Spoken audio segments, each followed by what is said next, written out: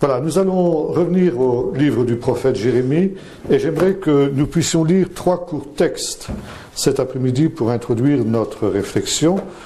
Le premier texte, nous le trouverons dans le chapitre 17, verset 14. C'est une prière de Jérémie à laquelle nous avons fait allusion ce matin. « Guéris-moi, Éternel, et je serai guéri. Sauve-moi et je serai sauvé, car ma louange, c'est toi. Voici qu'ils me disent, où est la parole de l'Éternel, qu'elle arrive donc? Quant à moi, je n'ai pas refusé d'être berger à ta suite. Je n'ai pas souhaité le jour de la douleur, tu le sais. Ce qui sort de ma bouche est présent devant ta face. Ne sois pas pour moi une cause de tremblement, toi qui es mon refuge au jour du malheur, que mes persécuteurs aient honte et que je ne sois pas dans la honte, moi, qu'ils tremblent et que je ne tremble pas, moi. » Un deuxième texte, nous le lisons dans le chapitre 3 du livre du prophète Jérémie. Une voix se fait entendre sur les crêtes. Ce sont des pleurs, des supplications des fils d'Israël, car ils ont dépravé leur conduite et oublié l'Éternel leur Dieu. Revenez à moi, enfants rebelles, je vous guérirai de vos inconstances. Nous voici, nous allons à toi, car c'est toi l'Éternel notre Dieu. Oui, les collines et le bruit qui vient des montagnes ne sont que fausseté. Oui, c'est en l'Éternel, notre Dieu, qu'est le salut d'Israël. Et enfin, un dernier texte, de chapitre 6 et le verset 16. Ainsi parle l'Éternel. Placez-vous sur les chemins, regardez. Informez-vous des antiques sentiers. Où donc est le bon chemin? Marchez-y et vous trouverez le repos de vos âmes. Ces 3 chapitres évoquent ici 3 thèmes que nous allons essayer d'examiner. Le premier, il est question de berger. Dans le deuxième, il est question de montagne. Et dans le troisième, de sentier. D'abord, berger. Nous avons vu ce matin que le désert de Juda est appelé Midbar, c'est-à-dire endroit de pâturage, outre le fait que c'est un endroit où retentit une parole. Il y a d'autres mots pour désigner des déserts qui sont beaucoup plus difficiles. On a le mot Yeshimon, par exemple, qui signifie un désert où rien ne pousse. Un désert de pierre ou un désert de sable. Ça, c'est un endroit qui est pratiquement invivable et pratiquement inaccessible. Mais ici, c'est un midbar, un endroit de pâturage. Et comme le dit le psaume 23, de vert pâturage, nous avons précisé ce matin qu'est-ce qu'il fallait entendre par là. Et c'est donc un pays de bergers, où les bergers poussent leurs troupeaux. Les bergers sont en général nomades ou semi-nomades, et il y a une période, un petit peu comme dans certaines régions ici du midi de la France, où commence l'époque des transhumances, lorsque cessent les pluies d'hiver, et ces périodes de transhumance va durer tout l'été. Dans la Bible, il y a toujours une opposition entre les bergers et les cultivateurs. Et cette opposition, cette inimitié, cet antagonisme, il demeure de nos jours encore au Moyen-Orient, dans les pays où il y a encore une importante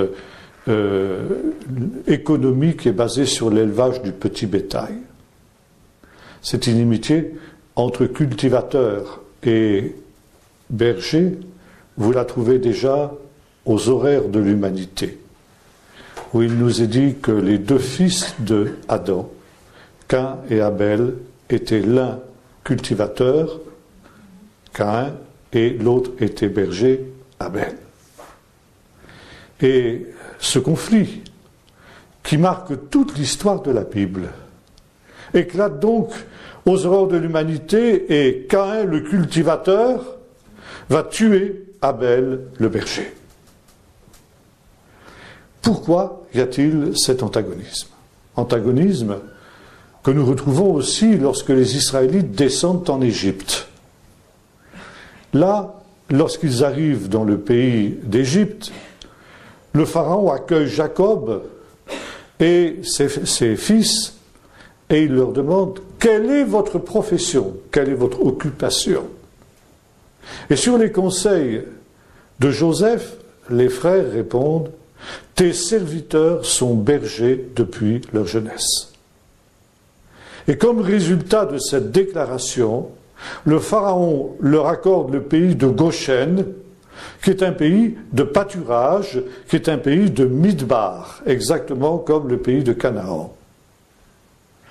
Et il nous est dit ceci, car les bergers sont en horreur aux Égyptiens.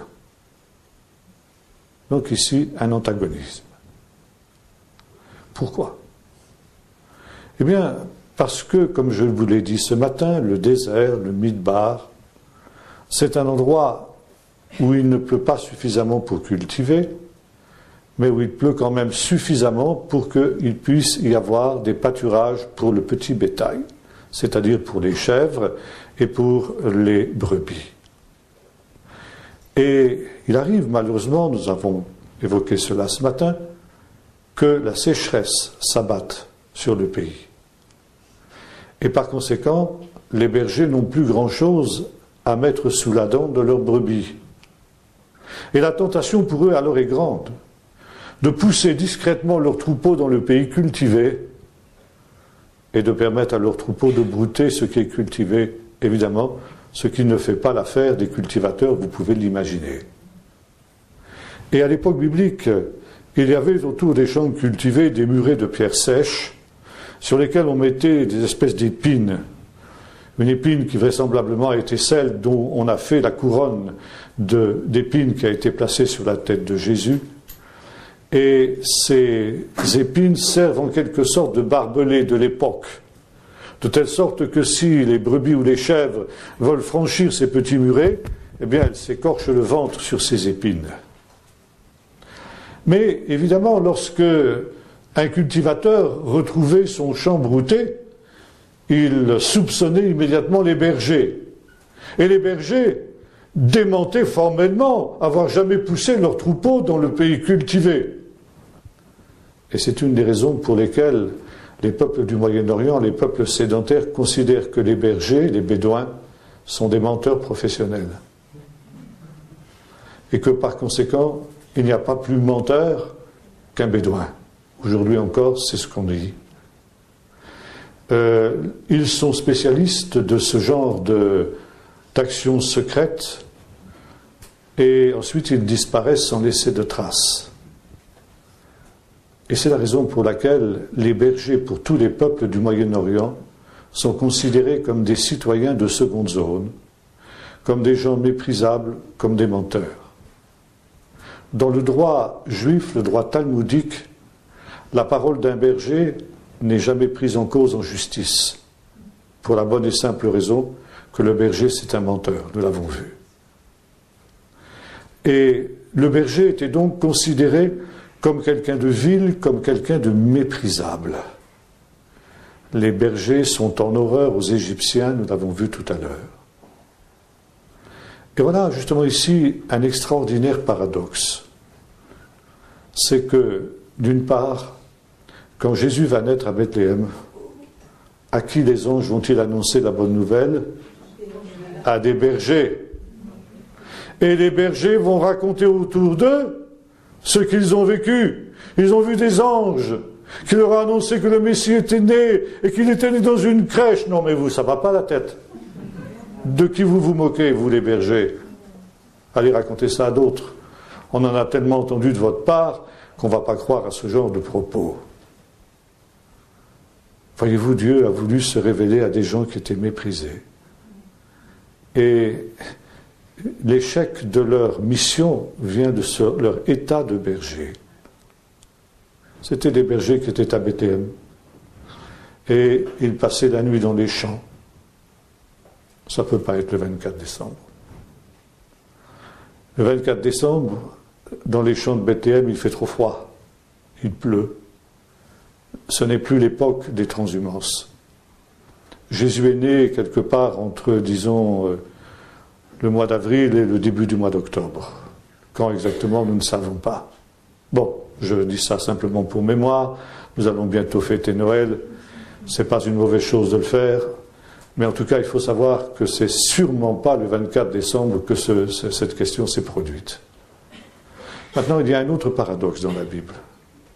Non seulement Dieu a fait en sorte que la naissance de son fils soit annoncée par des bergers, mais Dieu a souvent utilisé des bergers pour faire son œuvre. D'abord, David, le grand roi David. Et cet homme était le plus petit de la maison de son père.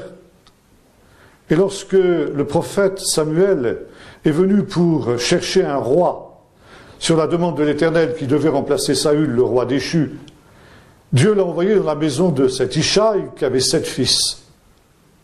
Et les 7 fils de Ishaï vont défiler devant Samuel l'un après l'autre, par rang d'âge, le plus âgé d'abord et les plus jeunes ensuite. Et à chaque fois qu'un de ses fils passe devant Samuel, l'Éternel dit au prophète, pas celui-là, celui-là je l'ai rejeté. Finalement le prophète dit, mais alors, les 7 sont passés, qu'est-ce qui se passe? Tu m'as envoyé là, Seigneur, et tu dis, c'est aucun de ceux-là. Et il demande par tout hasard à Ishaï, t'aurais pas un 8e fils quelquefois? Ah oui, bien sûr. Ah mais le petit dernier. Mais le petit dernier, il est berger. Il est avec les troupeaux là-bas. Ça ne peut pas être lui. Dieu va quand même pas choisir pour son peuple comme roi un berger. Et voilà, c'est ce qui va se passer. Dieu va confier son peuple à un berger. Et ça, c'est pas nouveau. Il l'avait déjà fait aussi avec Moïse. Bon, Moïse, c'était différent, vous allez me dire. C'était un homme qui était élevé à la cour de Pharaon, donc c'était un homme important, oui. Mais il va passer justement du sommet au plus bas de ce fils de la fille de Pharaon qu'il était. Il va se retrouver berger de son beau-père Jéthro dans le désert. Et le Seigneur va lui dire d'aller paître son peuple d'Israël. Dieu prend les choses viles du monde, les choses méprisables du monde, pour confondre les fortes, pour confondre celles qui sont honorables. Et Dieu veut se glorifier par les choses viles et par les humbles, ceux qui sont méprisés pour les élever. Dieu va aussi choisir parmi les bergers des prophètes. Nous avons parlé d'Amos ce matin. Et nous trouvons aussi, bien sûr, ici Jérémie, prophète après avoir été berger.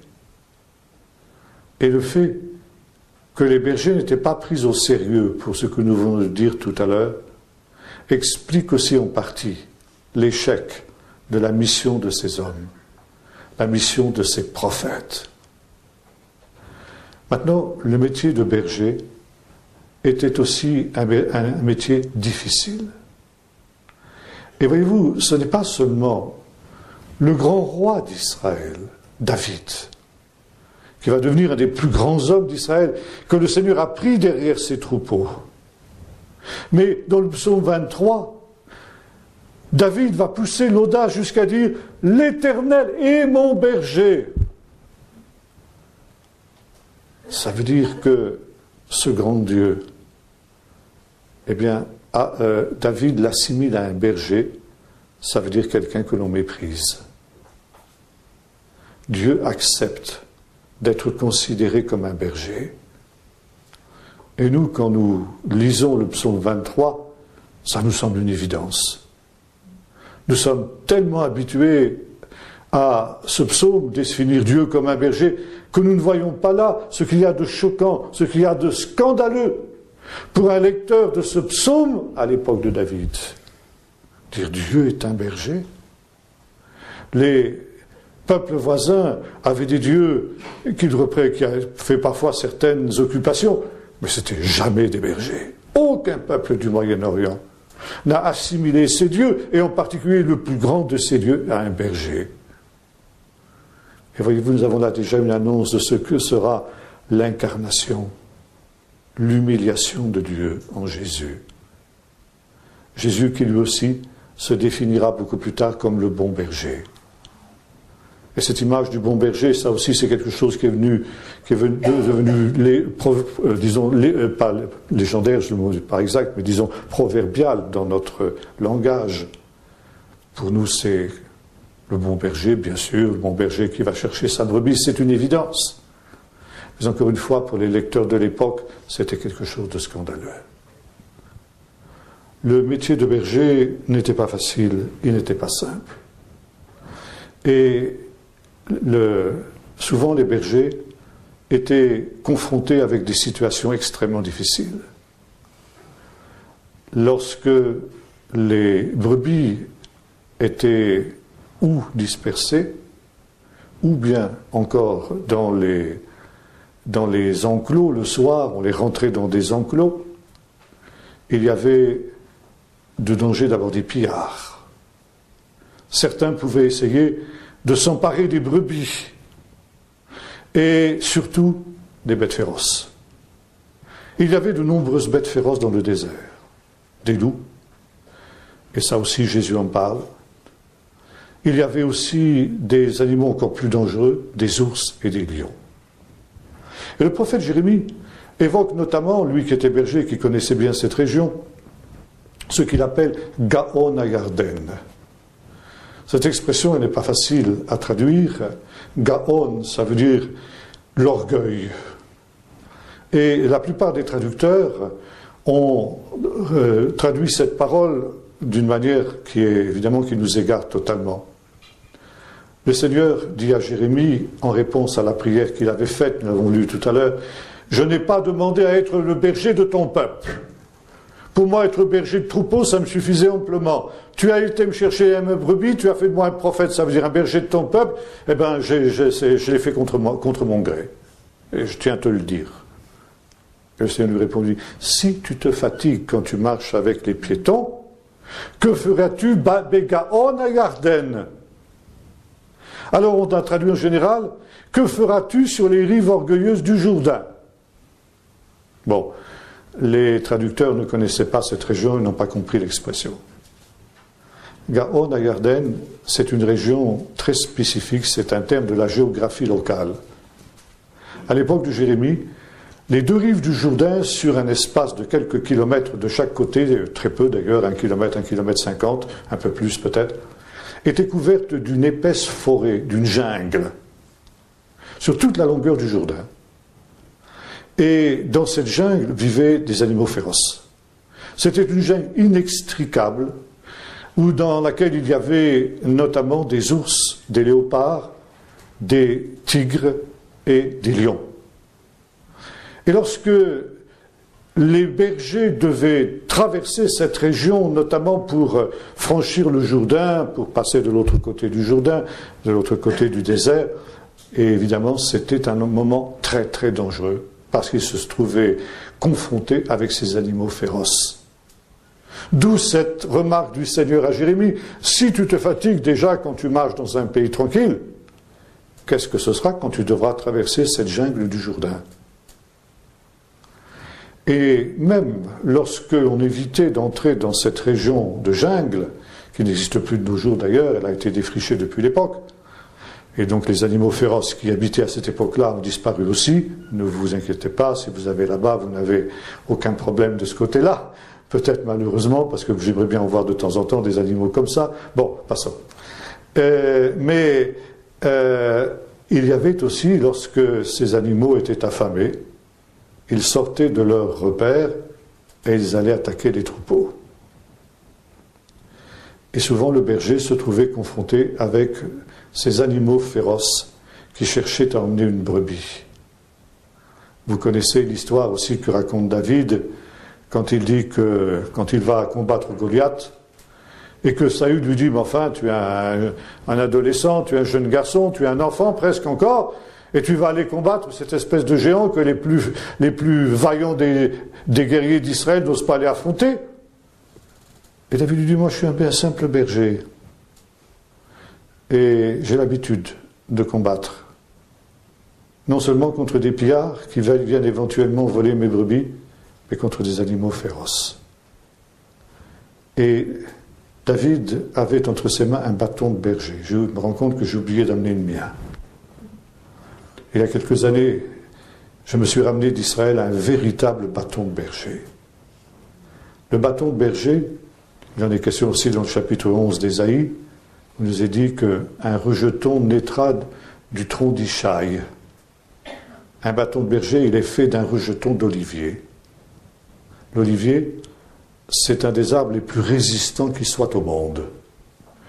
Et quand vous coupez ou vous détruisez un olivier, eh bien il repousse toujours. Un olivier, c'est un arbre qui est pratiquement indestructible. Il y a quelques années de ça, je me trouvais en Israël, visiter un ami, et juste à la porte de sa propriété, il me dit, en sortant, il me dit, tiens, regarde, tu vois, regarde, cet olivier, il me gênait, j'ai essayé de le détruire, et je sais que c'est un arbre extrêmement difficile à éliminer. Donc regarde, tu vois, j'ai brûlé jusqu'aux racines. Et on voyait effectivement les racines brûlées. Ben regarde, il n'y a rien à faire. Un rejeton. Ça repousse toujours.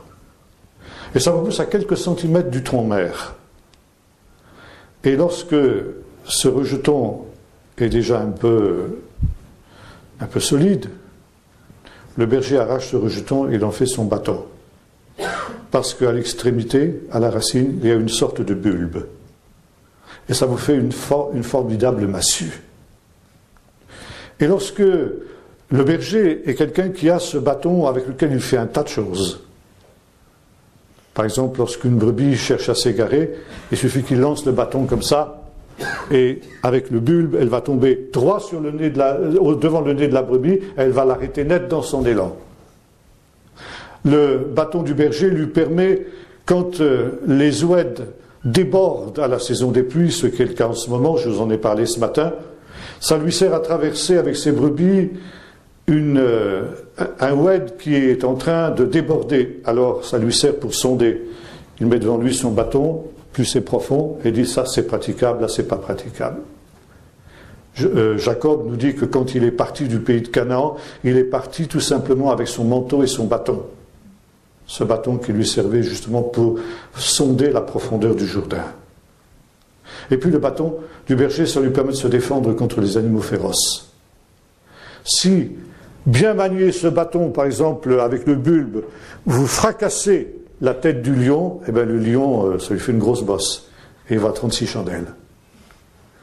Et David nous dit cela, qu'avec ce bâton, il a mis en fuite des ours et des lions qui attaquaient ses brebis. Il y a une autre manière aussi pour le berger d'intervenir, c'est que quand dans un enclos, le soir, il a rassemblé ses brebis, c'est parfois des cirques naturels qui sont sommairement aménagés. Et le berger se couche devant l'entrée, ou à côté de l'entrée. Et si une bête féroce vient la nuit pour voler une brebis, le premier qu'elle va rencontrer, c'est le berger. Et c'est ce qui vous explique comment Jésus dira « Je suis la porte des brebis ». Le berger se couche devant l'entrée et il est la porte. Et si une bête féroce vient, eh bien le berger va défendre ses brebis contre cette bête féroce, parfois au prix de sa propre vie. Et Jésus, le bon berger, dira « Je donne ma vie pour mes brebis ». Parce que justement, il est celui qui va défendre ses brebis. Il dit le salarié auquel n'appartient pas les brebis, quand il voit venir le voleur, les pillards, les bêtes féroces, il s'enfuit. Et ces gens-là, ou les loups, les dévorent et les dispersent. Mais moi, dit-il, je suis le bon berger, je donne ma vie pour mes brebis. Et voyez-vous, le berger, il est non seulement celui qui défend ses brebis contre ceux qui les attaquent, mais il est aussi celui qui conduit les brebis dans des endroits où elles vont trouver des pâturages et surtout elles vont trouver de l'eau. Le berger est un homme qui doit connaître le désert d'une manière parfaite, d'une manière totale. Et c'est ainsi qu'il il va conduire les brebis là où elles doivent se rendre. Mais les brebis doivent obligatoirement suivre le berger pour ne pas s'égarer dans le désert. Et s'égarer dans le désert pour une brebis, c'est une menace mortelle. Avant de revenir sur cette menace, je voudrais encore dire un mot sur le métier de berger. Le berger connaît les endroits qui sont propices pour que les brebis paissent. Mais les bergers ont à la fois à leur disposition des brebis et des chèvres. Et ces deux animaux ont des coutumes et des mœurs très différentes. La brebis, quand elle paît, elle va prendre simplement ce qui est superficiel. Elle va laisser la racine de la plante intacte, de telle sorte que la plante va repousser. La chèvre, elle mange tout. Elle mange jusqu'aux racines. Et la chèvre, elle laisse derrière elle le désert. Et lorsqu'il y a des périodes de sécheresse, où il y a des endroits où l'équilibre écologique est fragile, et ça, le berger doit le connaître, ça fait partie de son métier de berger. Il doit savoir que dans cet endroit, s'il ne veut pas créer le désert autour de lui, il doit empêcher les chèvres de venir brouter. Il peut autoriser les brebis à venir brouter, mais sûrement pas les chèvres. Alors avant d'emmener ces brebis au pâturage, il va faire le tri. Il va mettre les brebis à sa droite et les chèvres ou les boucs à sa gauche. Et ça, je pense, ça vous fait penser à une parabole de Jésus, dans Matthieu 25. Quand le Fils de l'homme viendra dans sa gloire avec tous ses anges, toutes les nations seront rassemblées devant lui. Alors il séparera les justes d'avec les injustes, comme un berger sépare les brebis d'avec les boucs, pour empêcher ce surbroutage qui a fait qu'au cours des siècles, pour avoir été négligé, le pays d'Israël, jusqu'au retour des Juifs à la fin du siècle, au début du siècle dernier, le pays d'Israël était devenu un désert. C'était le résultat de ce broutage, de ce surbroutage des chèvres noires, qui étaient celles des bergers et des bédouins qui avaient pénétré dans le pays après le départ des Israélites. Maintenant, le berger est celui qui doit veiller sur ses brebis afin qu'elles ne s'égarent pas. Et là, nous arrivons à notre deuxième texte que nous avons lu, où il est question, on dit en hébreu, de harim shovevim. C'est une expression qui est spécifique à Jérémie. Jérémie est le seul à employer cette expression harim shovevim. Littéralement, ça doit se traduire par colline ou montagne égarée. Alors, ici, la version que j'ai la traduit, nous l'avons vu tout à l'heure, montagne, colline mensongère, quelque chose comme ça. C'est un peu l'idée. Ça veut dire, littéralement, des collines qui égarent. Qu'est-ce que cela veut dire? Eh bien, c'est quelque chose qui est spécifique au désert de Juda. Et Jérémie connaissait bien ce pays et il savait bien ce qu'était le caractère extrêmement dangereux du désert de Juda. Le désert de Juda, c'est un des plus petits déserts du monde et pourtant c'est un des plus dangereux. Comme je vous l'ai dit ce matin, c'est un désert qui s'étend depuis la pente orientale du mont des Oliviers jusqu'aux collines de Moab de l'autre côté du Jourdain. Ça fait une largeur totale d'environ 35 km. Donc, au point de vue largeur, c'est pas grand. Or, ce qui est aussi spécifique à ce désert, c'est qu'il part d'une altitude d'environ 800 mètres au-dessus du niveau de la mer et il descend à une profondeur de 400 mètres au-dessous du niveau de la mer. Ça veut dire que nous avons là le point le plus bas de la terre, la mer morte. Et ça, cette dénivellation, elle se produit sur une distance de 25 km, 20 à 25 km environ. Ça veut dire que ça descend très raide. Et le désert de Juda se présente comme une sorte de gigantesque escalier à 4 marches. Ça fait 4 espèces de plateaux comme ça, dont la longueur de chaque plateau et dans, disons, une petite dizaine de kilomètres, même pas, n'est-ce pas? Et c'est entre ces plateaux que les routes descendent, les sentiers descendent. Aujourd'hui, il y a une route évidemment goudronnée, à 4 voies, une belle autoroute, on ne peut pas s'égarer. Bien sûr, à l'époque de Jérémie, ça n'existait pas. Et aujourd'hui encore, quand on roule sur cette route, on voit de chaque côté de cette route ce que le prophète appelle les montagnes qui égarent, Arim Shovevim, montagnes mensongères. Ce sont des dunes qui se ressemblent toutes, et entre lesquelles il y a des entrelacs de gorges. Or, ce désert, aujourd'hui, comme je disais, est encore un désert extrêmement dangereux. Et chaque année, il y a des accidents. Des touristes imprudents qui arrêtent leur voiture sur le bord de la route et qui décident d'aller faire une petite marche dans le désert. Et quand on est notamment au-dessus dans les étages supérieurs et qu'on regarde en bas, en contrebas, on dit « Oh là là, c'est joli là-bas, tiens, j'irai bien voir là-bas. » Oh ben c'est facile, tu vois la première colline, on la prend, tu prends la deuxième à droite et puis tu arrives. Et pour justement rejoindre ces collines, qu'est-ce qu'on fait? On suit le cours des gorges qui serpentent entre ces collines. Et au bout de quelques kilomètres, vous avez complètement perdu le sens de l'orientation. Vous essayez de revenir à droite, revenir à gauche, vous prenez une autre gorge et vous vous retrouvez au même endroit, ou bien que c'est un labyrinthe. C'est un labyrinthe absolument dont on ne peut pas sortir, inextricable. Aujourd'hui, on a des cartes, on a des boussoles, on a des choses comme ça. Il y a quelques années de cela, une unité de l'armée d'Israël avait été amenée à faire une marche dans le désert. C'était une marche d'entraînement. On apprend aux futurs soldats, bien sûr, à se repérer dans le désert. Ils avaient donc tout ce qu'il fallait, des réserves d'eau, des cartes, des boussoles, etc. Et ils sont partis dans cet entre-là des collines de Juda. Et le soir, ils ne sont pas arrivés à destination. Quand les chefs de cette unité se sont rendus compte que l'heure passait et que cette unité tardait d'arriver, ils ont compris qu'il y avait quelque chose.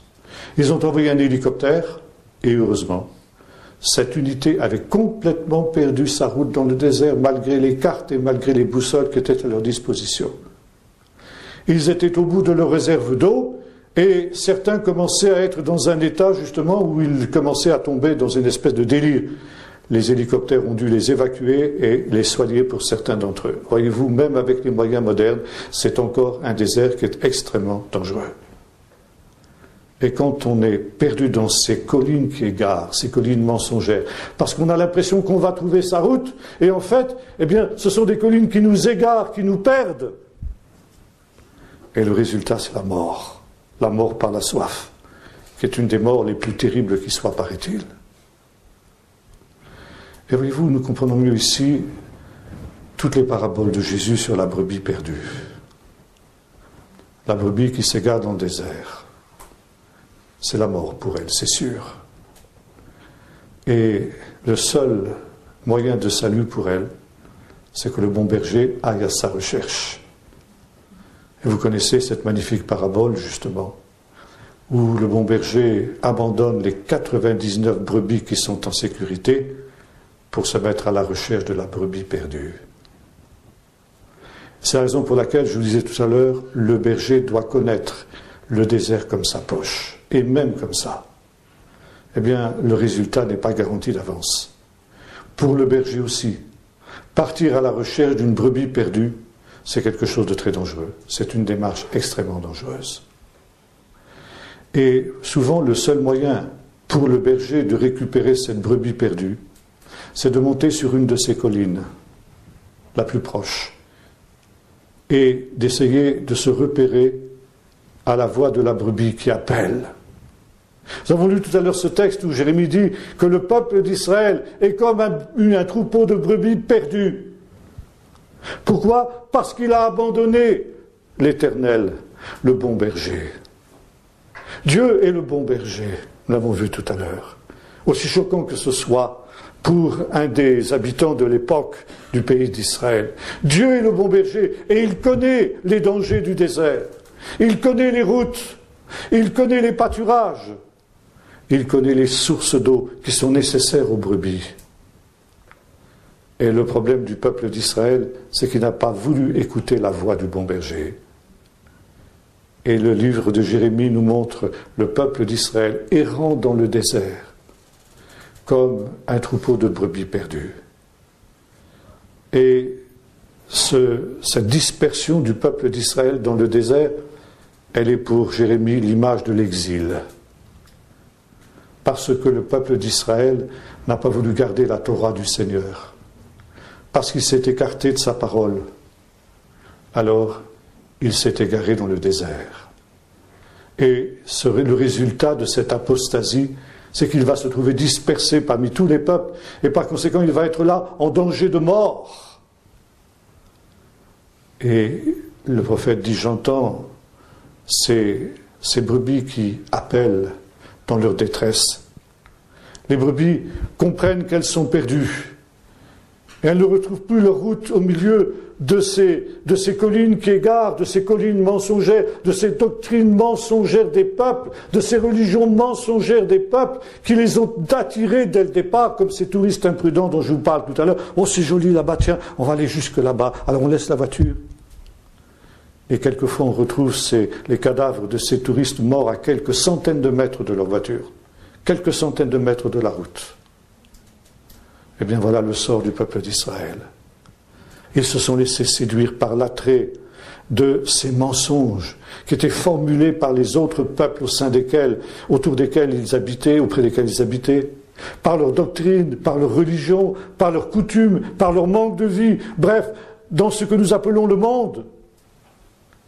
Ils ont cru qu'ils allaient pouvoir retrouver facilement la route. C'est toujours le mensonge du péché. Oh, tu peux bien faire ça, de toute façon, tu sais bien que tu pourras revenir tranquillement, c'est pas un problème. Montagne mensongère, montagne qui égare. Et quand on a abandonné le bon berger pour aller à l'aventure, on ne sait pas où ça va nous mener, on ne sait pas où cela va terminer. Et c'est alors que le berger entend la voix de la brebis qui appelle. Il l'entend dans le lointain, parce que vous savez ce qui est spécifique au désert, c'est que le son porte très loin. Il y a un tel silence dans le désert que le moindre bruit s'entend très très facilement. J'avais un ami qui était un ancien juge rabbinique, c'est-à-dire un homme qui était comme un rabbin si on veut, qui avait découvert sans contact aucun avec les chrétiens ni avec le Nouveau Testament que Jésus était le Messie. Et il avait voulu venir en Israël, s'établir dans le désert, pour préparer les chemins du Seigneur, du Messie, qui allait revenir, et par conséquent le prendre à la lettre. Il était arrivé avec quelques-uns de ses disciples, une petite communauté. Il avait aussi eu cette vision communautaire. Ça remonte aux années 60, la fin des années 60. Et il est arrivé de Miami, en Floride, avec une dizaine de personnes autour de lui. Et à Tel Aviv, ils avaient pris un autobus qui les emmenait en direction du désert à Eilat. Et pendant qu'ils voyageaient, ils priaient. Il dit, Seigneur, tu nous montreras l'endroit où il faut qu'on descende. Et à peu près une centaine de kilomètres au sud de la mer Morte, il y a un endroit qui s'appelle En Hatseva, où il y a juste un petit kibbutz, un petit moshav plus exactement, et puis une station-service où les cars s'arrêtent pour faire le plein d'essence et aussi pour permettre aux voyageurs de se désaltérer, de manger un petit quelque chose. Il y a un petit kiosque où on peut acheter ce qu'il faut. Et quand ils sont arrivés à cet endroit, ils ont entendu la voix du Seigneur dans leur cœur qui leur disait « c'est là ». Donc le chauffeur a donné une demi-heure en général pour qu'on se désaltère, etc.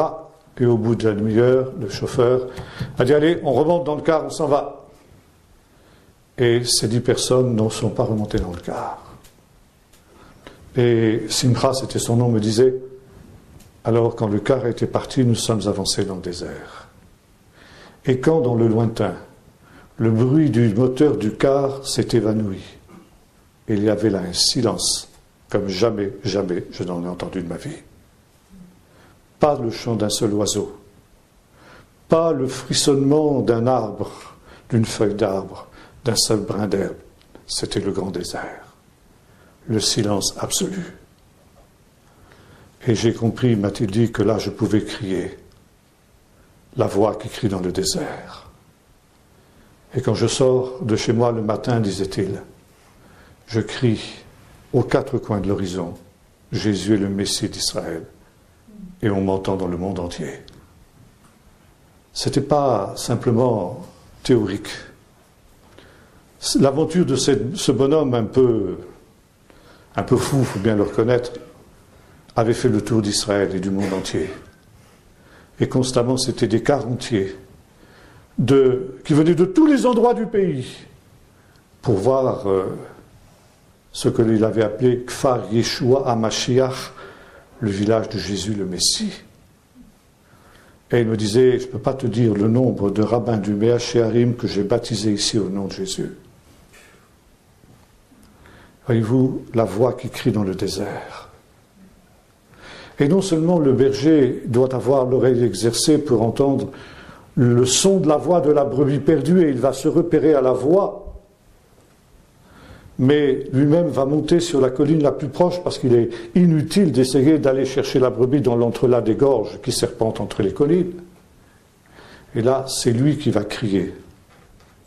Et la brebis, à son tour, va se repérer à la voix du bon berger. Voyez-vous, Jésus nous dit ceci, les brebis connaissent ma voix. Elles ne connaissent pas la voix d'un étranger. Et finalement, ce n'est pas le berger qui va aller rechercher sa brebis, sauf exception. C'est la brebis qui va revenir de son gré, parce qu'elle a compris qu'elle est en danger. Et tout ce que le bon berger peut faire, c'est se montrer et en même temps crier pour que la brebis revienne. Et la brebis, à son tour, va se guider au son de la voix du bon berger. À la voix du bon berger et aussi à sa silhouette. Sa silhouette qui émerge sur une de ces collines. Et vous avez ça aussi dans le livre du prophète Jérémie. Nous aurons l'occasion de voir ça ce soir, quand il sera question du retour. De loin, l'Éternel se montre à moi. Comme vous savez, on est en contrebas, je le disais tout à l'heure, puisque ce désert de Juda est un gigantesque escalier de 4 marches. Le berger va essayer de se placer sur un endroit particulièrement élevé où, si l'aube apparaît, eh bien automatiquement, il va être éclairé, puisque le soleil se lève à l'est, et la brebis va pouvoir le voir se dressant sur cette colline. Elle la voit et elle l'entend. Revenez, enfants égarés.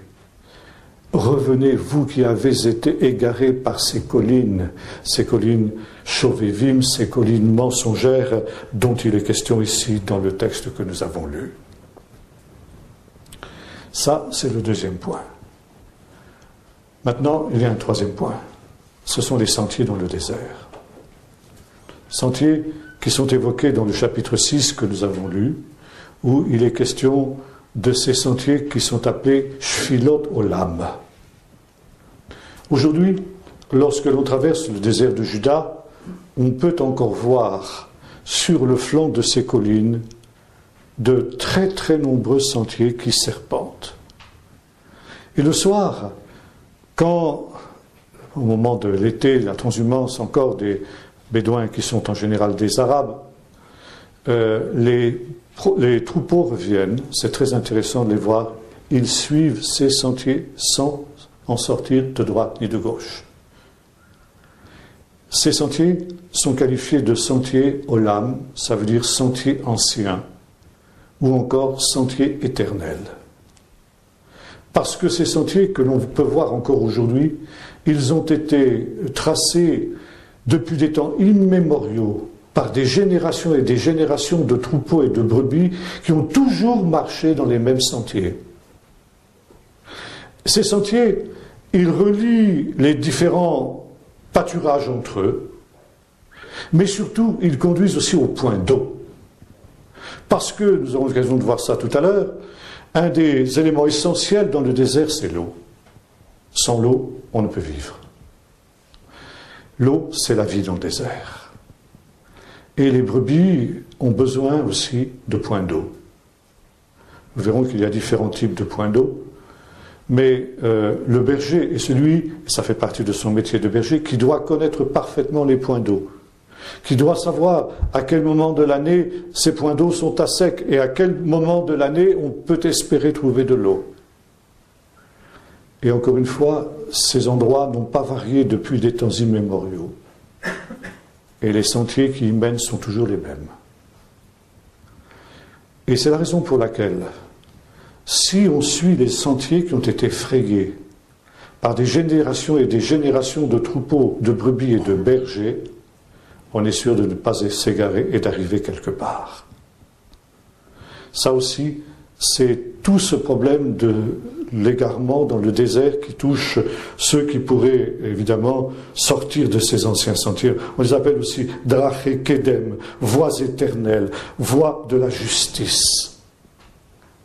Maintenant, très souvent, ces sentiers, ils s'entrelacent, ils se croisent. Et à partir du moment où vous arrivez à un croisement, bien sûr, ça veut dire que vous avez un changement de direction. Là, quelle voie choisir? Quel chemin choisir? Et vous voyez, à ces carrefours en général, ces croisements de route, vous voyez des perches qui sont plantées directement dans la terre. Ce sont des perches qui sont plantées par les Bédouins et qui servent de point de repère, de poteaux indicateurs. Un non-bédouin ne comprend pas, évidemment, la signification de ces perches. Parce qu'il y a leur taille, il y a leur forme, il y a des signes que seuls les Bédouins connaissent. Mais qui sont comme autant de poteaux indicateurs comme nous avons sur nos routes. À droite, c'est telle direction, la direction de Toulouse, là-bas, c'est la direction de Montauban, etc. Bon, c'est à peu près la même chose, mais c'est tout un langage codé que seuls les Bédouins connaissent. Maintenant, aujourd'hui, la Société pour la protection de la nature d'Israël entretient avec beaucoup de soin ces sentiers et en même temps ces signes, ces poteaux indicateurs. Alors, on a ajouté bien sûr des choses beaucoup plus modernes aujourd'hui. Vous savez, comme pour les sentiers de randonnée, une flèche rouge vous indique que vous allez dans telle direction, une bleue dans une autre, etc. Vous avez des plans parce que vous avez beaucoup d'Israéliens qui aiment beaucoup faire des randonnées dans le désert. Mais quand on décide de faire une randonnée dans le désert, la Société pour la protection de la nature prévient les touristes et surtout ne sortez pas des sentiers frayés. Parce que, encore une fois, si vous sortez de ces sentiers frayés, si vous allez à l'aventure, vous allez vous retrouver dans la situation que nous avons indiquée tout à l'heure, vous allez vous retrouver dans cet état où les montagnes vont vous égarer, vont vous mentir, et vous allez vous égarer cette fois-ci dans des conditions dramatiques. Bon, il y a aujourd'hui peu d'accidents avec les Israéliens, parce que les Israéliens savent ça. Les touristes nettement moins. C'est pourquoi les accidents les plus graves qui se produisent malheureusement chaque année, c'est avec des touristes imprudents qui ne connaissent pas le fait qu'il ne faut surtout pas quitter les sentiers frayés. Et à l'époque où ces petits signes aujourd'hui, rouge, vert, ces petites flèches, etc., avec des plans qu'on donne aux randonneurs avant le départ, lui indiquent le bon chemin, eh bien, c'était les perches des Bédouins qui faisaient cet office. Et à cet endroit, eh bien, il fallait choisir le bon chemin. Et le prophète nous dit cela. Jérémie nous dit, placez-vous au carrefour, regardez et interrogez. Et enquérez-vous des anciens sentiers et marchez-y, et vous trouverez le repos de vos âmes. Ça veut dire que quand on arrive à un de ces carrefours, il ne faut surtout pas se tromper de route.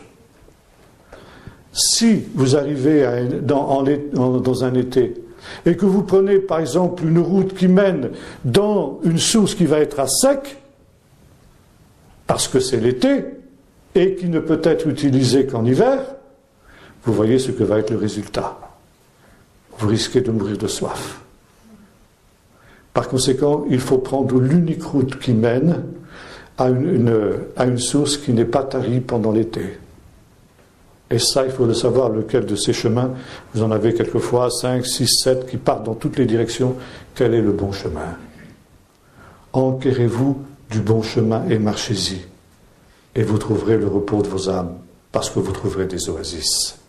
C'est ça que Jérémie déclare. Or, qui est celui qui connaît le bon chemin? Qui est celui qui connaît la voie juste? Dieu. Et Dieu seul peut nous indiquer quel est le bon chemin. Mais, comme le dira dans le prophète dans un autre texte, mon peuple a quitté les anciens sentiers. Il est parti à l'aventure pour se chercher des sentiers non frayés. Et le résultat, c'est justement cette dispersion. Le résultat, c'est justement qu'il est entré dans cet état de pays de l'ombre de la mort, dans les épaisses ténèbres du désert dont nous parlerons aussi tout à l'heure. Quelle est la bonne voie? Et qu'est-ce que le prophète veut dire? Que le peuple d'Israël, en abandonnant les commandements du Seigneur, est sorti de ses anciens sentiers. Ce qu'il appelle les anciens sentiers, ce sont les commandements de Dieu. Le commandement de Dieu n'est pas une réalité légaliste, comme on le montre trop souvent dans nos milieux évangéliques. C'est un sentier ancien, un sentier frayé. Et c'est un sentier qui mène vers les pâturages et qui mène vers des sources d'eau, qui mènent vers des oasis. C'était le professeur Karl Barth qui avait défini avec précision ce que sont les commandements de Dieu. Et il avait dit en gros ce que disent les Bédouins, ce que dit Jérémie. Il avait dit le commandement de Dieu, c'est comme un poteau indicateur qui indique la limite entre la vie et la mort. Si tu restes sur le sentier, si tu restes sur le bon chemin, tu restes dans le domaine de la vie. Et le but du commandement, c'est de te conduire à la vie. Mais si tu quittes ce chemin, si tu passes la frontière, si tu négliges le poteau indicateur, tu entres dans le domaine de la mort. Ça veut dire que peut-être la mort ne va pas te frapper tout de suite. Mais ça veut dire qu'au moment où tu quittes ce droit sentier, ce bon chemin, eh bien tu te trouves en danger de mort. Comme le voyageur qui a quitté les sentiers frayés, les sentiers anciens, pour aller à l'aventure dans le désert. Et finalement, le commandement de Dieu n'a d'autre but que d'être ce poteau indicateur. Et lorsque, à la fin du livre, au chapitre 31, le prophète Jérémie évoque ce que sera le retour d'Israël au temps de la fin, il dit ceci: dresse des signes, mets des poteaux indicateurs. Ces poteaux indicateurs qui ont été enlevés, les commandements de Dieu qui ont été éliminés, qui ont été balayés, et qui font justement que non seulement le peuple d'Israël, mais l'Église de Jésus-Christ aujourd'hui est comme un troupeau de brebis égaré, de brebis perdues, parce qu'on ne prend plus en compte les commandements de Dieu. Et par conséquent, on se retrouve dans la situation qui était celle du peuple d'Israël à l'époque des juges, où il n'y avait pas de roi en Israël, chacun faisait ce qui lui semblait bon. Et le résultat, c'est que l'Église aujourd'hui est aussi semblable à un troupeau de brebis perdues. Chacun suit son propre chemin, comme le disait le prophète. Chacun fait ce qui est bon à ses yeux.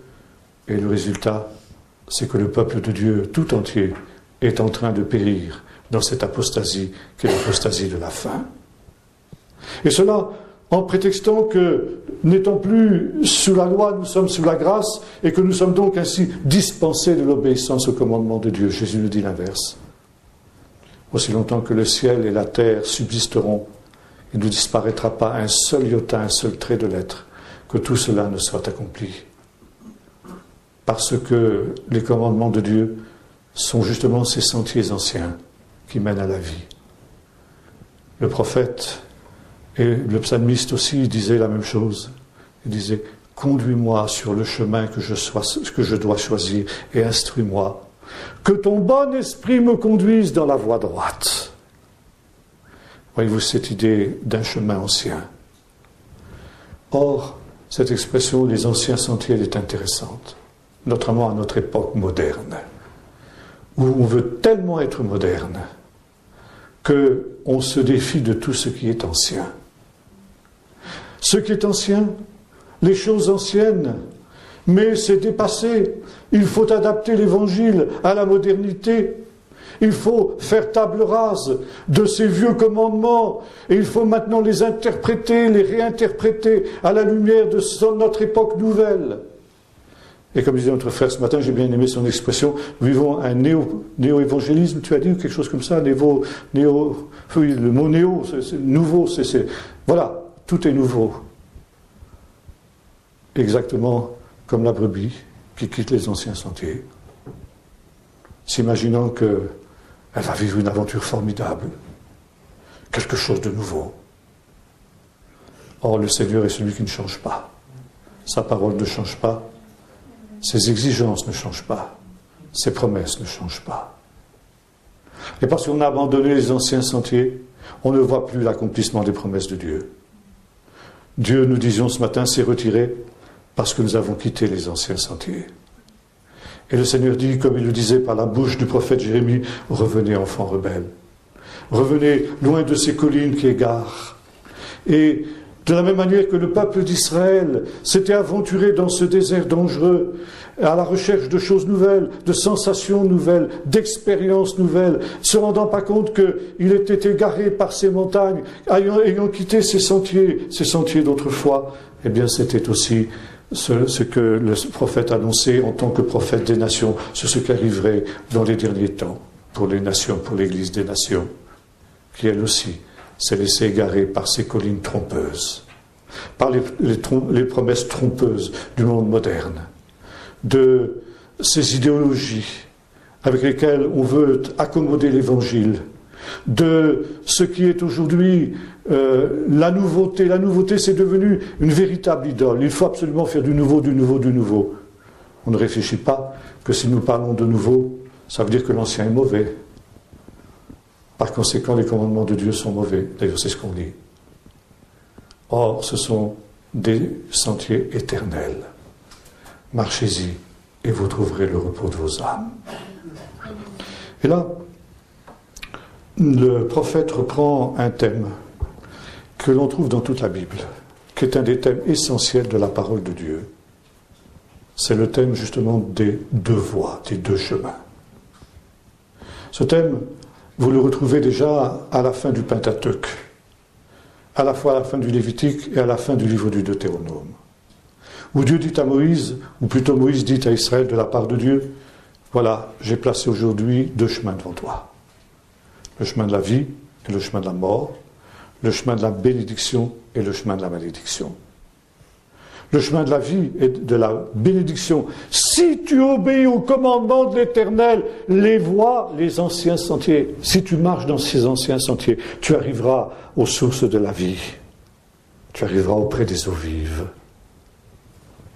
Et le chemin de la mort et de la malédiction, si tu choisis de désobéir aux commandements de l'Éternel, alors tu vas aller à l'aventure et tu vas errer comme un troupeau de brebis perdues jusqu'à ce que tu arrives à la mort.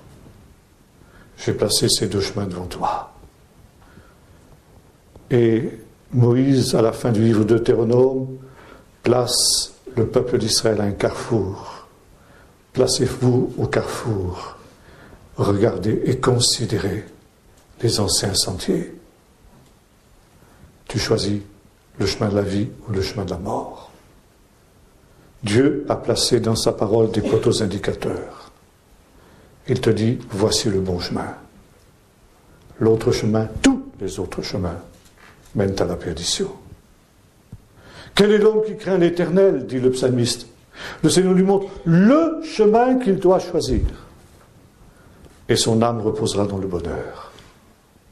Il n'y a pas 36 chemins qu'il doit choisir. Un seul chemin est le bon. Et Dieu le montre à celui qui craint le Seigneur. Vous retrouvez ce thème aussi dans le livre des psaumes. Dès le premier chapitre du livre des psaumes, le psaume 1er. Car l'Éternel connaît la voie des justes, mais la voie des pécheurs mène à la perdition. Et tout le livre des psaumes, lui aussi, tourne autour de ce thème des deux chemins. Le chemin de la vie et les chemins de la mort. Car les chemins de la mort sont nombreux. Le chemin de la vie est unique. Heureux ceux qui le trouvent. Et j'ai cité le psaume 1er ce matin en disant, celui qui a choisi le chemin de la vie, celui qui a choisi de craindre l'Éternel, et de garder sa parole, de serrer sa parole dans son cœur, comme le dit le psalmiste au psaume 119, et comme un arbre planté près d'un courant d'eau. Il donne son fruit en sa saison, et tout ce qu'il fait lui réussit. Tandis que les méchants sont comme la paille que le vent dissipe. Et c'est tout le thème du livre des psaumes. Vous retrouvez ce thème aussi dans l'Évangile, dans une parabole de Jésus. Quand on lui demande, Seigneur, n'y a-t-il que peu de gens qui soient sauvés? Et Jésus ne répond pas directement à cette question, qu'il y en ait peu ou qu'il y en ait beaucoup, ça ne vous regarde pas, ce n'est pas votre problème. Ton problème, c'est d'être au nombre de ceux qui seront sauvés. Et Jésus dit, efforcez-vous d'entrer par la porte étroite, car large est la porte, spacieux est le chemin qui mène à la perdition. Il y en a beaucoup qui rentrent par là. Mais étroite est la porte, resserré est le chemin qui mène à la vie. Il y en a peu qui le trouvent. Quand on est dans le désert de Juda et que l'on voit ces sentiers anciens, on comprend mieux cette parabole. Les sentiers dont il est question sont en effet des sentiers étroits. Ce sont des sentiers qui serpentent eux aussi entre ces collines mensongères. Et parfois, quand on marche sur ces sentiers, on peut se demander, mais est-ce que finalement c'est le bon chemin? Oui, c'est le bon chemin. Parce que c'est celui que Dieu a tracé. Dieu est le bon berger et il connaît le chemin. Et comme le dira aussi le prophète Ésaïe, nous étions tous comme des brebis égarées. Chacun suivait sa propre voie. Mais le Seigneur a fait retomber sur lui l'iniquité de nous tous. Et Pierre, commentant ce texte, nous dit, vous étiez autrefois comme un troupeau de brebis égarées, mais aujourd'hui vous êtes revenus vers le berger et le pasteur de vos âmes. Et ce thème, nous le retrouvons aussi à Qumran, chez les Esséniens dont nous parlions ce matin. La règle de la secte, qu'on appelle la règle de la secte, enfin la secte, la communauté plus exactement, la secte c'est désobligeant. La règle de la communauté commence de la manière suivante. Il y a deux chemins devant chaque homme. Le chemin de la vie et le chemin de la mort. Le chemin de la lumière et le chemin des ténèbres. Et sur ces deux chemins, il y a deux esprits qui président à ces chemins. Sur la voie de la vie, sur le chemin de la vie et de la lumière, il y a l'Esprit de Dieu. Et sur le chemin de la mort et des ténèbres, il y a l'esprit de Béliar, c'est-à-dire de Satan. Et ces deux esprits essaient d'entraîner chaque être humain, chacun sur leur propre chemin. L'Esprit de Dieu essaie d'attirer l'homme sur le chemin de la lumière et de la vie. L'esprit de Béliar essaie de l'attirer sur le chemin des ténèbres et de la mort. Et le carrefour, c'est le cœur de chaque être humain. C'est dans le cœur de chaque être humain que se déroule ce combat entre l'esprit de la lumière et l'esprit des ténèbres. Et chaque être humain doit décider auquel de ces deux esprits il veut obéir, lequel de ces deux esprits il va suivre. Ou la voix du bon berger, pour reprendre la parole de Jésus, ou la voix des étrangers, comme le dit ce même Jésus. Quelle voix allons-nous écouter? Paul nous dit la même chose dans le chapitre 7 de l'Épître aux Romains, quand il nous parle de ce combat qui se trouve en lui entre ce qu'il appelle la bonne tendance et la mauvaise tendance, et qui fait qu'il est un être déchiré. Déchiré entre ces deux esprits qui cherchent chacun à l'entraîner sur un chemin. L'esprit du diable qui essaie de l'entraîner sur un chemin de destruction, un chemin de mort, un chemin de perdition, un chemin d'égarement. Et puis enfin, vous retrouvez ça dans un vieux texte judéo-chrétien qui date du début du IIe siècle et que l'on appelle la Didaché des 12 apôtres, l'enseignement des 12 apôtres nations. Les spécialistes de ce texte sont arrivés à la conclusion qu'il a été écrit par des gens qui avaient été d'anciens Esséniens. C'est pourquoi on retrouve un parallèle entre cet écrit judéo-chrétien du IIe siècle et l'écrit de Qumran auquel j'ai fait allusion tout à l'heure. Et ce texte, la Didaché, ce petit texte, la Didaché des 12 apôtres, commence par les mêmes paroles. Il y a deux chemins devant chaque être humain. Et ensuite vient l'énumération des commandements de Dieu. Un peu ce que nous trouvons dans le Sermon sur la montagne. Mon fils, l'auteur s'adresse à son fils. Son fils, quand la Bible parle de son fils, ça ne veut pas dire forcément son fils biologique. Ça veut dire son disciple. Dans la tradition juive, il y a un texte qui nous dit ceci: qui enseigne au fils de son prochain un verset de l'Écriture, cela lui est considéré comme s'il avait lui-même engendré. Entre un disciple et son maître, il y a une relation filiale. Le maître est un père spirituel. C'est ce qui se passe dans le livre des Proverbes, où l'auteur des Proverbes s'adresse à celui qu'il appelle « mon fils ». Ça veut dire celui qu'il veut instruire. Et le livre des Proverbes aussi est articulé autour de cette notion des deux chemins. Le chemin de la sagesse, c'est-à-dire le chemin de la vie, et le chemin de la folie, c'est-à-dire le chemin de la mort. Et le fils auquel s'adresse le livre est justement à ce carrefour décisif de son existence. Lequel, mon fils, de ces deux chemins vas-tu choisir? Et moi qui connais le chemin, moi ton Dieu, et donc ton Père, je t'instruis et je te montre le chemin que tu dois choisir. Choisis la vie afin que tu vives. Et dans la didaquée des 12 apôtres, il y a cette expression « mon fils », c'est-à-dire celui que je veux enseigner. Vous vous souvenez aussi, Paul parlait de Timothée comme son fils, mon enfant. Non pas que Timothée ait été son fils biologique, mais parce qu'il l'avait enseigné dans les choses de Dieu, il était en quelque sorte son père. Mon fils, ne sois pas colérique, parce que la colère conduit au meurtre. Les commandements de Dieu, tu ne tueras pas. Mon fils, ne sois pas envieux, car l'envie conduit au vol. Ne sois pas concupiscent, car la concupiscence conduit à l'adultère. Ne sois pas léger, parce que cela peut t'emmener au parjure. Fuis le mal et tout ce qui a l'apparence du mal.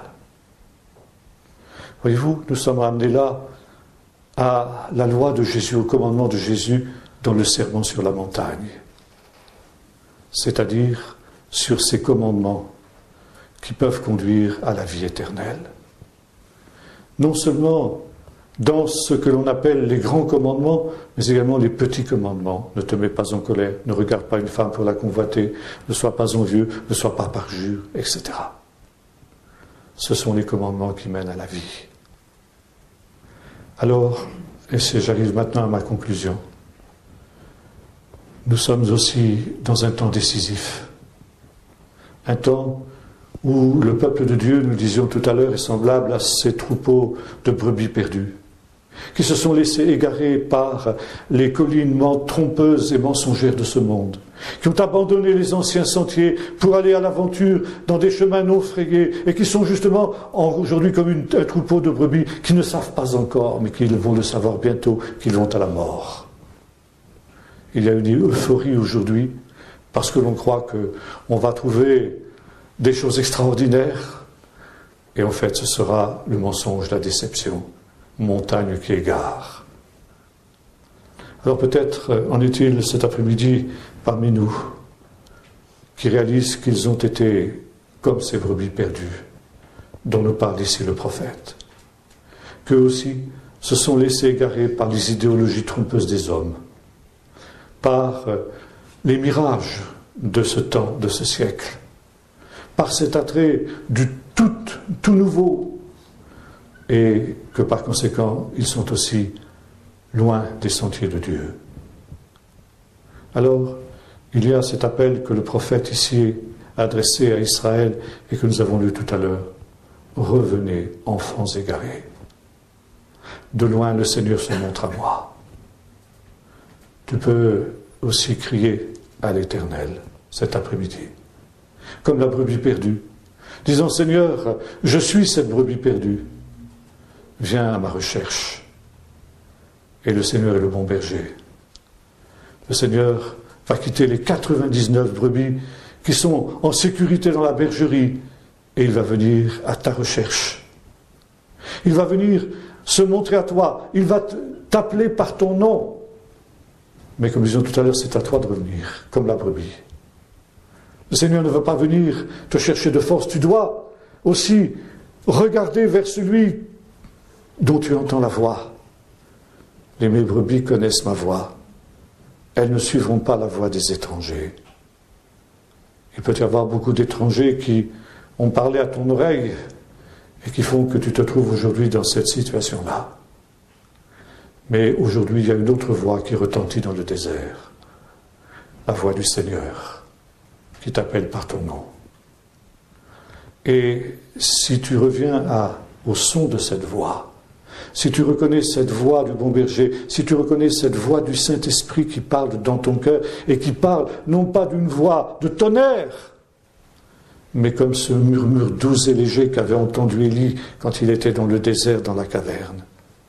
Comme ce bruit doux et léger dont parlait mon frère Simcha, dont je parlais tout à l'heure, qui criait que Jésus était le Messie d'Israël aux quatre vents des cieux. Si tu reviens au son de cette voix, alors tu connaîtras à nouveau les sentiers sûrs, les sentiers frayés. Et tu trouveras des pâturages. Tu trouveras des sources d'eau vive. Et tu pourras dire, comme le disait David dans le psaume 23, « L'Éternel est mon berger, je ne manquerai de rien. Il me conduit dans de verts pâturages, il restaure mon âme, il me conduit auprès des sources paisibles, pour l'honneur de son nom. Le bonheur et la grâce m'accompagneront tous les jours de ma vie, et j'habiterai pour toujours dans la maison de l'Éternel. » Prions maintenant. Seigneur notre Dieu, tu nous parles au travers de ces paroles du prophète qui nous rejoignent après environ 26 siècles et qui pourtant sont toujours nouvelles. Parce que ce sont ces anciens sentiers qui ont été frayés par des générations de tes disciples qui ont marché fidèlement sur ces chemins. Et comme le dit l'Épître aux Hébreux, nous sommes aujourd'hui environnés d'une nuée de témoins de ceux qui nous ont précédés et qui ont trouvé le chemin qui mène à la vie éternelle. Seigneur, aujourd'hui, plus qu'à aucune autre époque, nous sommes dans ce désert qui égare, où toutes sortes de chemins se présentent à nous. Et nous réalisons que plus le temps passe, et plus des nouveaux chemins, tous plus attrayants les uns que les autres, nous sollicitent et nous attirent. Et Seigneur, nous sommes souvent comme ces voyageurs qui se laissent attirer par ces mirages et qui s'imaginent que de toute manière ils pourront reprendre la bonne route jusqu'au moment où ils se rendent compte qu'ils sont totalement égarés. Seigneur, nous vivons ce temps de confusion, ce temps d'égarement de la majorité de ton peuple. Mais toi, tu restes le même, Seigneur.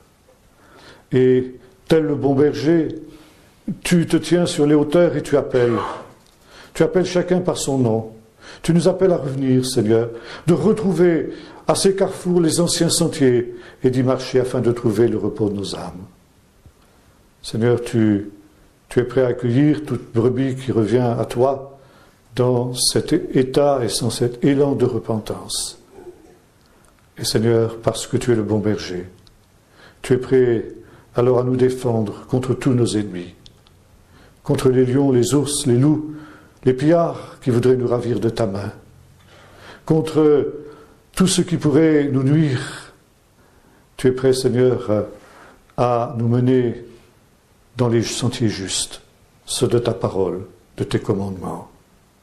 Aide-nous, Seigneur, à reprendre pied sur ta parole, à reprendre ta parole au sérieux, à réaliser, Seigneur, que tes commandements ne sont pas pénibles, mais que tout ce qui est né de toi triomphe du monde, et que la victoire qui triomphe du monde, c'est notre foi.